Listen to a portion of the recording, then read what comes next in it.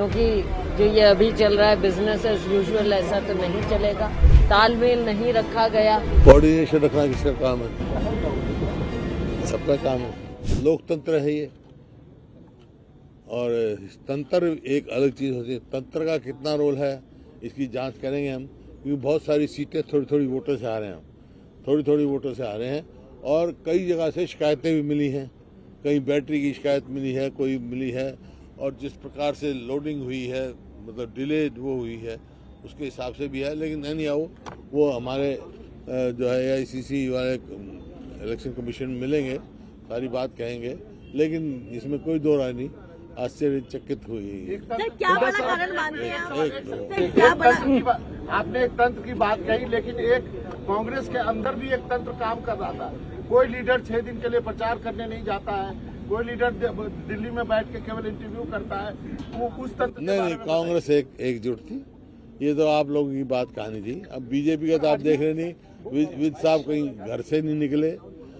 Ramvilas ji Sharma ji ticket काट दी गई थी, वो तो अलग बात है। देखो, कोई भी प्रजातांत्रिक पार्टी होगी, लोकतांत्रिक पार्टी होगी, मतभेद स्वाभाविक हो सकते हैं, लेकिन मनभेद किसी का नहीं था। साहब, कुमारी शैलजा ने आज सवाल उठाया है कि प्रॉपर कोऑर्डिनेशन नहीं था, तालमेल नहीं रखा गया था प्रॉपर। कुमारी शैलजा ने कहा है कोऑर्डिनेशन रखना किसका काम है? सबका काम है। कोऑर्डिनेशन कौन सा कोऑर्डिनेशन का मतलब की बात जब आप कर रहे हैं तो क्या आप EVM की ओर इशारा कर रहे हैं? क्योंकि आपकी पार्टी ने कहा कि स्लो रिजल्ट जो है वो अनाउंस किए जा रहे हैं। कुछ ना कुछ है ना, जब इसकी बात की वो करेंगे।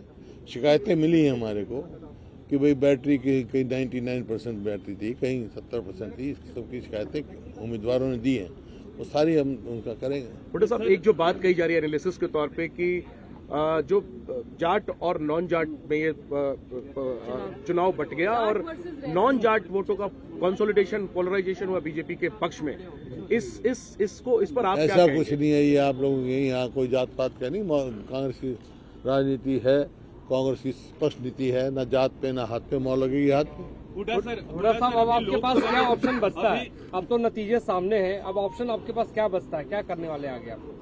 आगे क्या करने वाले हैं? प्रजातंत्र है, जहाँ लोगों ने जो फैसला होगा वो स्वीकार करेंगे हम। लेकिन जो है, कहाँ कुछ रही है तंत्र में, कहाँ कुछ हुआ, उसकी जरूर हम। भूपेंद्र सर, EVM को लेकर लोकसभा चुनाव में भी तमाम सवाल खड़े हुए थे। कई सीटों पर मार्जिन को लेकर, वोटों की गिनती को लेकर सवाल हुए थे, और उसके लेकर संतुष्टिपूर्ण जवाब नहीं मिला था। अभी जिस तरह के सवाल उठ रहे हैं 99% और 66% वाला, जहाँ पर नई EVMs का इस्तेमाल हुआ, बता चुके आपको लेकर किस तरीके से बता चुका मैंने। रिप्रेजेंटेशन वो AICC में जयराम ने कहा है, वो करेंगे बात। जयराम जी ने कहा है निराशाजनक है नतीजे। हम सुबह तक हमें पूरी उम्मीद थी, हमारे सभी वर्कर बहुत निराश हैं, क्योंकि इन्होंने जो 10 साल सहा है कांग्रेस पार्टी के लिए, इन्होंने खून पसीना बहाया है। आज जब ऐसा नतीजा आता है तो निराश हो जाते हैं सब। निराशाजनक बात है ये।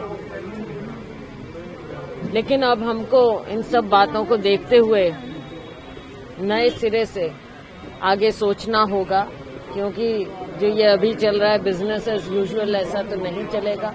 कहाँ हमारी कमियां रही हैं, क्या कमियां रही हैं, इसके बारे में देखना होगा। कौन जिम्मेवार रहे, पार्टी को किस तरह से स्टेट में सींचा नहीं गया, तालमेल नहीं रखा गया, जो कौन लोग हैं जो जिम्मेवार थे सबको साथ लेकर चलने के और पार्टी को एक दिखाने के और सबको बैलेंस आउट करने के, वो भी बातें हैं।